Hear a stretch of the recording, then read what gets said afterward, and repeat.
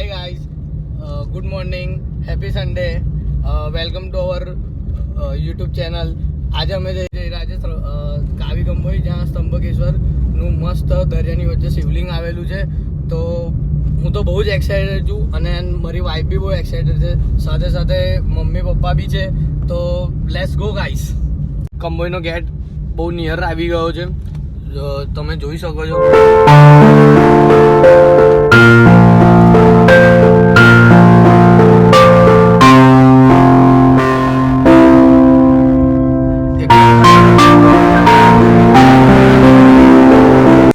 Finally અમે પહોંચી ગયા છે ત્રંબકેશ્વર મંદિર.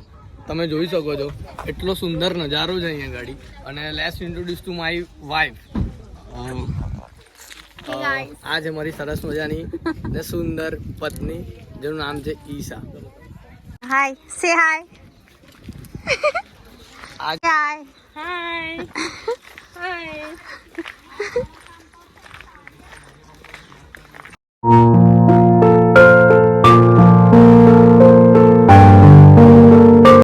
તો ઓલવેઝલી બને છે કે ભગવાન માટે થોડીક પૂજા પાઠ માટે ફૂલ્સ નડે એ બધું જરૂરી છે. હું તો બહુ જ માનું છું ભગવાનને. તો ચાલો આપણે સાથે જઈએ.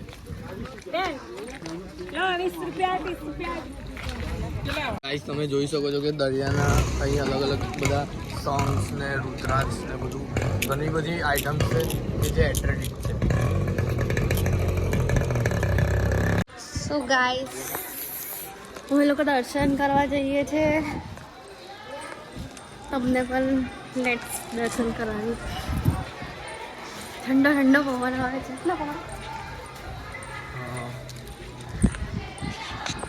દરિયા કિનારાનો નજારો જ ખૂબ અલગ હોય છે. એટલો ઠંડો ઠંડો પવન આવે છે. જે વિન્ટરની બી સિઝન ચાલી રહી છે, પણ દરિયા કિનારે આવવાનું તો બધાનું જે હોય ડ્રીમ હોય ને ત્યાંનું જે આબોહવા હોય છે ઓસમ હોય છે. બસ હવે આ રેલિંગથી પાસ કરીને અમે એકદમ નજીક ભગવાનના શિવલિંગ પાસે આવી જ ગયા છે. અને મસ્ત સરસ મજાના દર્શન કરીને પૂજા કરીને એમના આશીર્વાદ લઈશું. અને ક્યાં રહ્યું મંદિર? અમે લોકો વોક કરીને જઈએ છીએ.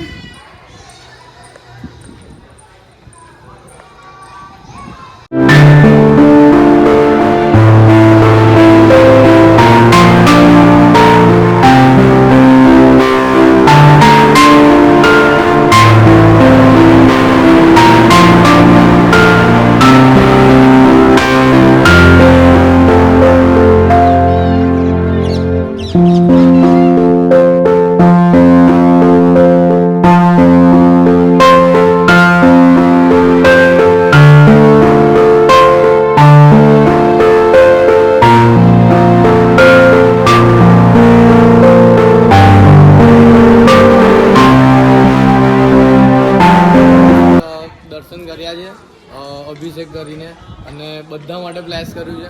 સ્પેશિયલી મારા માટે બી પહેલાં તો કર્યું છે ને તમારા માટે બી કર્યું છે.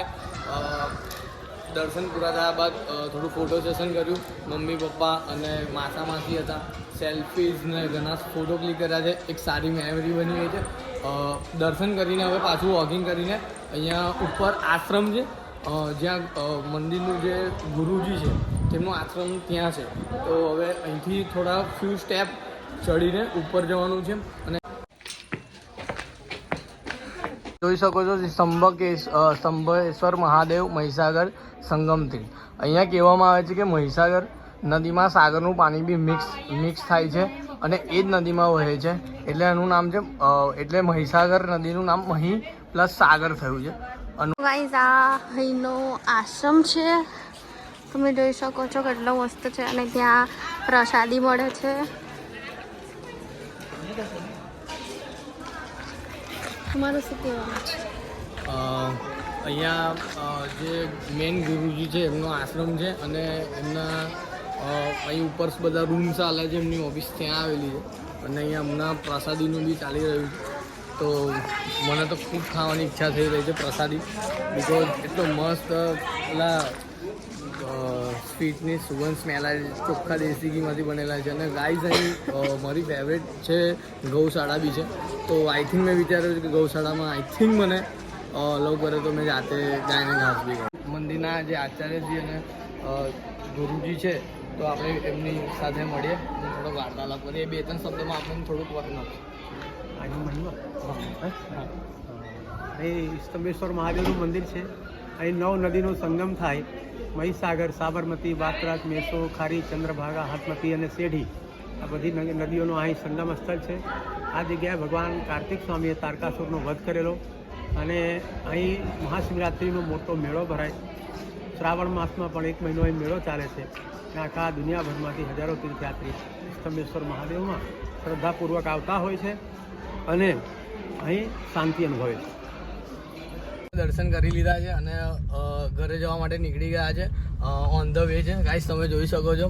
એન્ડ તમારો પ્રતિસાદ અને do like, share, more likes. Thank you.